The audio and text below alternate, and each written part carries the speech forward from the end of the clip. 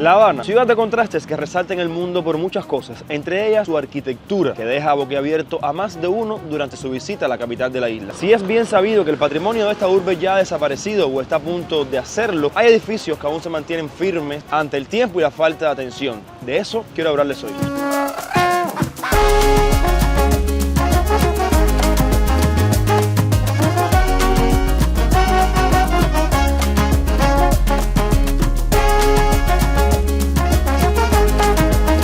Aunque la lista sería interminable para hablar sobre el patrimonio arquitectónico de esta ciudad, hoy escogí 6 edificios que para mí son los más relevantes, para bien o para mal, de toda La Habana, aunque por supuesto faltan muchísimos más. Entre ellas, la polémica Torre de K, odiada por muchos por su diseño, por ser llevada a cabo en medio de la peor crisis que vive el país de las últimas décadas. Pero ya hablaremos de eso más adelante.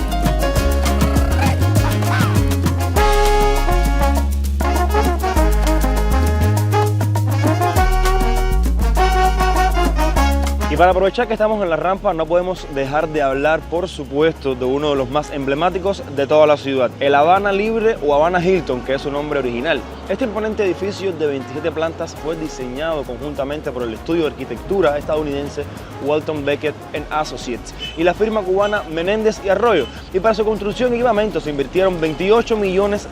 Bautizado entonces como Habana Hilton, fue inaugurado el 19 de marzo de 1958 por la cadena hotelera estadounidense, con más de 570 habitaciones en un céntrico y concurrido enclave del barrio habanero, aquí en lo que es conocido como La Rampa.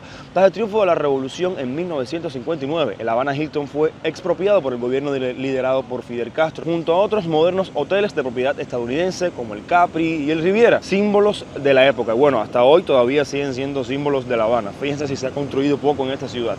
En junio de 1960 pasó a llamarse Hotel Habana Libre y como se le conoce todavía hoy. En su momento, el Habana Hilton fue el hotel más alto y más grande de toda Latinoamérica, para que ustedes vean que aquí en La Habana no se jugaban las casitas, aquí se hacían edificios que, bueno, competían con edificaciones a nivel mundial. Ya les digo, La Habana estaba destinada a convertirse en un gran centro turístico, en un gran centro de juegos, también de prostitución, lamentablemente, ya que la mafia tenía mucha presencia aquí en la isla, eso no se puede ocultar para nada. Pero bueno, me alegra saber que aquí alguna vez tuvimos un hito tan grande como el hotel más grande y alto de toda la región, o sea, de toda Latinoamérica, para lo que ha quedado Cuba, lo que era y lo que es hoy.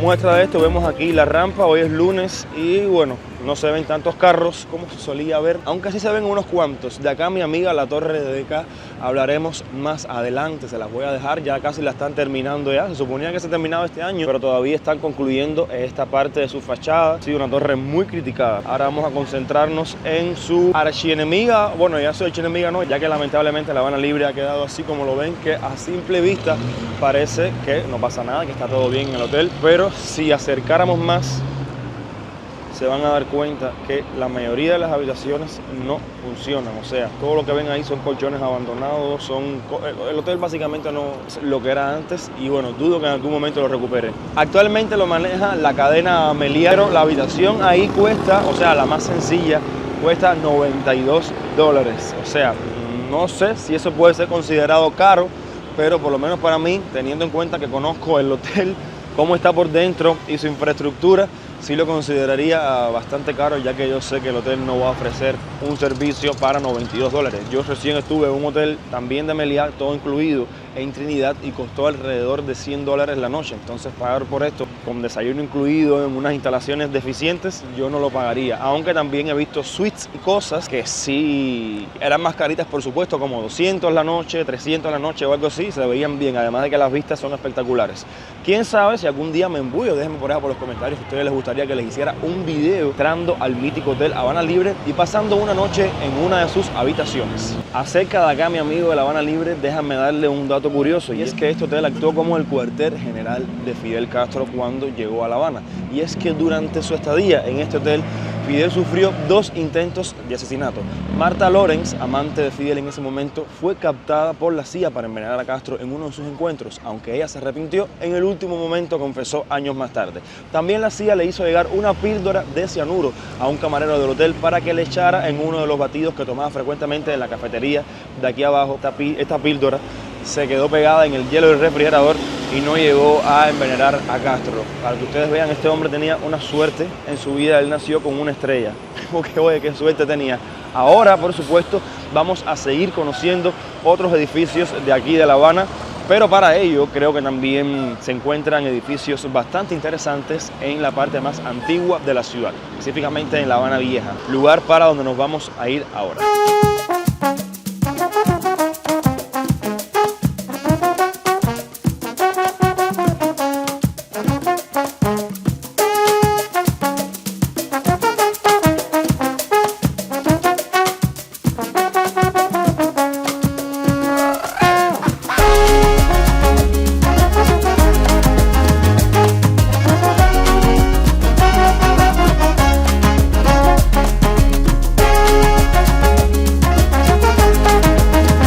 ¿Quién sabe qué edificio tengo detrás de mí? 3 segundos les doy. Mira, a ver si nada más por verlo ya saben.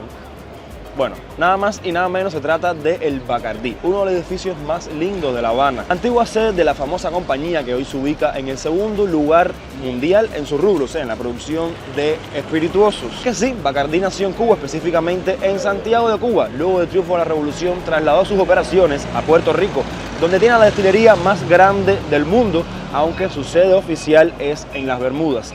Esta construcción que ven detrás de mí consta de 12 plantas, 5 de las cuales son dedicadas a oficinas para alquilar y cuenta con una superficie total cubierta de 7.031 metros cuadrados.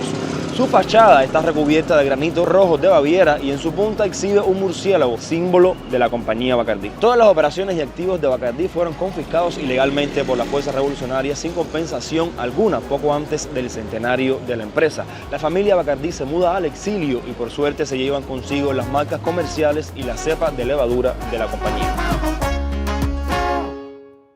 Me estuve pidiendo un Aperol Spritz bien refrescante, con el calor que hace, aunque bueno, parece que va a llover más tarde. Estos días ando como un ciclón rumbo a la Florida y al parecer va a llover, pero bueno, quería primero refrescarme un poquitico antes de visitar el Palacio Presidencial. Y caballero, decirles una cosa, es increíble la suciedad que hay en La Habana. Hacía tiempo no cogía para acá, ya que ustedes saben que recientemente vine de un viaje, bueno, en que estuve recorriendo varias provincias de Cuba y es increíble la suciedad que hay en esta ciudad. O sea, es una cosa, sobre todo en esta zona de La Habana Vieja, aunque bueno, se repite normalmente por todas las partes de la ciudad, pero aunque sea cerca del centro y aún también se ven estos problemas. Estuve cogiendo por toda esa zona al lado del Capitolio, que estamos hablando del edificio más importante del país, que por supuesto se encuentra en esta lista. Y también estaba una cochinada y ayer llovió y era un fango y una fosa y es terrible. Antes a mí me gustaba venir para La Habana Vieja, pero ya es una cosa que detesto porque es malos olores, miseria, gente pidiendo dinero. Es el top de la decadencia que existe ahora mismo en Cuba, en la sociedad de Cuba, en las calles sobre todo de esta ciudad, y es muy triste ver esas realidades, pero bueno, también forman parte de la realidad y tienen que ser mostradas. Pero bueno, no lo doy más muela, me tomo mi Aperol Spritz y nos vamos al siguiente protagonista del video de hoy.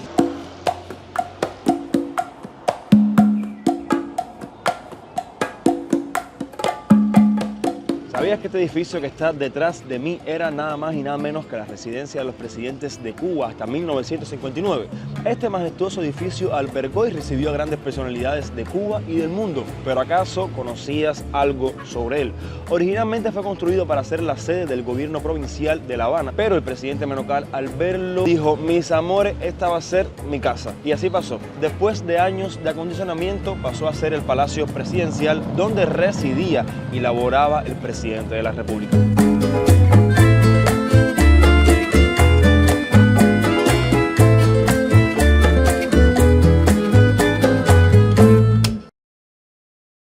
Esto que ven aquí es un pedazo de muralla, como pueden ver, bueno, es muy obvio, ya que por acá pasaba la misma, hacia allá se encontraba la antigua ciudad, o sea, lo que es conocido hoy como La Habana Vieja. Pero aquí han dejado esto como recordatorio de que por acá pasó este muro que alguna vez protegió la valiosa ciudad de La Habana. Y aquí hay un mensaje que así lo dice: en el tercer cuarto del siglo XVII comenzó la construcción de la muralla alrededor de la ciudad, que se concluiría a finales del siglo XVIII. Su objetivo era la defensa de La Habana ante posibles ataques de piratas. Contaba con fosos, puertas, garitas, baluartes. Antes del triunfo de la revolución fue testigo de las luchas políticas en contra de los gobiernos de turno, incluidas las denuncias del entonces joven estudiante Fidel Castro contra el gobierno de Ramón Grau San Martín. Y justo detrás el Palacio Presidencial, que yo he entrado a este palacio, pero entré, bueno, ya cuando era bastante pequeño. Actualmente se encuentra en remodelaciones y hoy su función es la de ser el Museo de la Revolución. Bueno, ahí adentro ponen objetos y cosas durante las luchas clandestinas, bla, bla, bla, etcétera, etcétera. Y también fue objetivo de ataques y de asaltos durante los años 50 por el Directorio Revolucionario. Mira, aquí pueden ver que es un edificio bastante bonito, o sea, miren qué grande, aunque eso sí, carecía de seguridad. Yo no sé, claro que tenían que asaltar el palacio, si esto que por aquí no hay nada, es como muy accesible para todo el mundo, aunque bueno, no crean que los estándares de seguridad antes serían los de ahora, y tampoco las amenazas que sufría un presidente. Si tal vez esta fuera todavía el Palacio Presidencial, ahora que hubieran levantado muros y eso, pero a pesar de todo se ve un estado avanzado, caballeros, de deterioro. Ojalá que lo logren rescatar y que ojalá que un día tenga un uso más útil, porque la verdad es que el edificio está increíble para albergar un museo, no sé, de arte o de algo más relevante. Pero bueno, actualmente es el Museo de la Revolución. Ahí atrás se encuentran varios carros, o sea, justo para atrás el Memorial Granma, donde se encuentran varios carros y varios utensilios que también fueron utilizados por el movimiento 26 de julio para perpetrar sus acciones. Que me hubiera gustado incluir al Morro entre estos edificios tan increíbles de La Habana, pero bueno, creo que el Morro ya sería un cliché, aunque bueno, hay varios edificios en este video que son un poco un cliché, pero es que son los más representativos y además que son mis favoritos.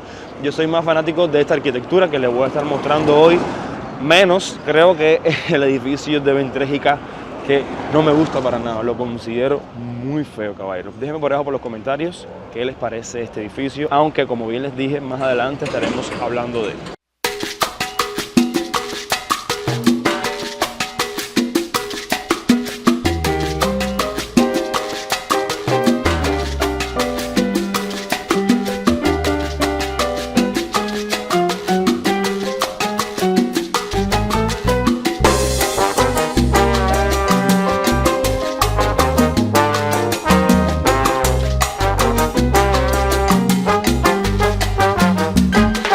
Venir a La Habana y no venir al Capitolio es como no venir a La Habana, pues es el edificio más representativo de esta ciudad y posiblemente de toda Cuba. Representación también del poder de la naciente República de Cuba a inicios del siglo pasado. Fue construido en 1929 bajo el mandato del entonces presidente Gerardo Machado. En el Capitolio Nacional se magnificaron tres características importantes: la escala, representada en su monumentalidad, el espacio por su ubicación que finalmente tuvo, y la cúpula. Dentro de su eclecticismo predomina el estilo clásico, escogido para resaltar la seguridad y el equilibrio tan importantes a la hora de cumplir la función que se le había encomendado: dar cabilda a la Cámara y el Senado. De ahí emana la fuerte carga simbólica, porque en lo adelante será la representación oficial durante la República. Cuidadosamente diseñado, su interior es de los más ricos en arquitectura cubana, con un ligero aire afrancesado. Algunos de sus mármoles son italianos y escaleras monumentales, sobre todo la principal que recibe al visitante. El laminado de la cúpula es de las más admirados por los habaneros y visitantes, y actualmente posee nuevas láminas de oro, que fue como originalmente se propuso, o sea, durante su construcción, pero no fueron de oro hasta ahora, durante su reciente restauración, que fueron donados por el gobierno de Rusia. El Capitolio es avistado desde toda la ciudad con mayor énfasis y brillantez. Miren este edificio, para mí es mi favorito de todas las ciudades y sin duda el edificio más lindo y más monumental de toda la isla, caballero. Es una locura. Te habla del poderío económico que estaba alcanzando Cuba tan temprano como principios casi del siglo pasado, a pesar de que bueno, fue bastante criticado porque fue construido en medio de una enorme crisis que vivía el país. Bueno, como mismo está siendo construido ahora la Torre de K, que todo el mundo la critica porque está siendo construido durante la crisis. Bueno, el Capitolio también fue construido durante una gran crisis donde el país necesitaba ahorrar dinero, pero Machado dijo: no, mi amor, aquí el que venga tiene que impactarse con el poderío de esta república, la República de Cuba. Y bueno, mira que lo logró. Porque miren la magnificencia de este edificio. O sea, es enorme. El que han estado aquí sabrá que es súper espectacular. Aunque bueno, me faltaría que derrumbaran todo esto por ahí para allá, como también estaba planificado en el plan piloto de La Habana. Hicieran como una avenida para que se pudiera en sí realmente disfrutar de las visuales del Capitolio. Pero bueno, por ahora esto es lo que tenemos y es espectacular.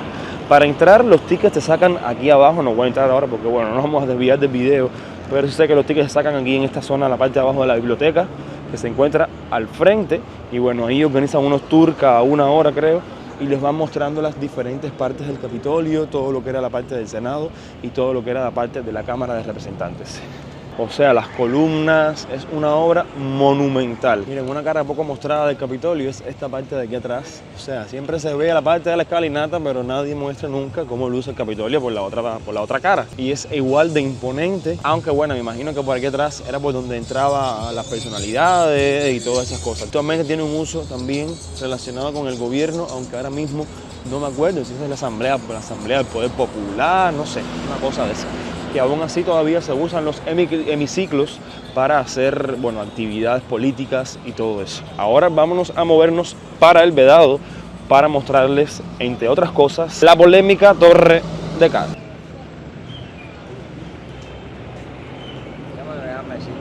Ahora sí, detrás de mí el edificio más alto de toda Cuba y el tercero más alto de todo el Caribe. Y es que este edificio pretende ser un hotel de 5 estrellas y debió haber terminado en 2022. Contará finalmente con 154 metros de altura, será 70 metros más alto que el que tengo aquí atrás y el que le hablé ahorita, el Habana Libre. La inversión proviene, se dice, de 100% capital cubano. Precisamente parte de la población ha cuestionado la decisión política de continuar invirtiendo más en hoteles cuando las habitaciones ya disponibles en Cuba no rebasan el 20% de ocupación. Otros apuntan a preocupaciones específicas de diseño.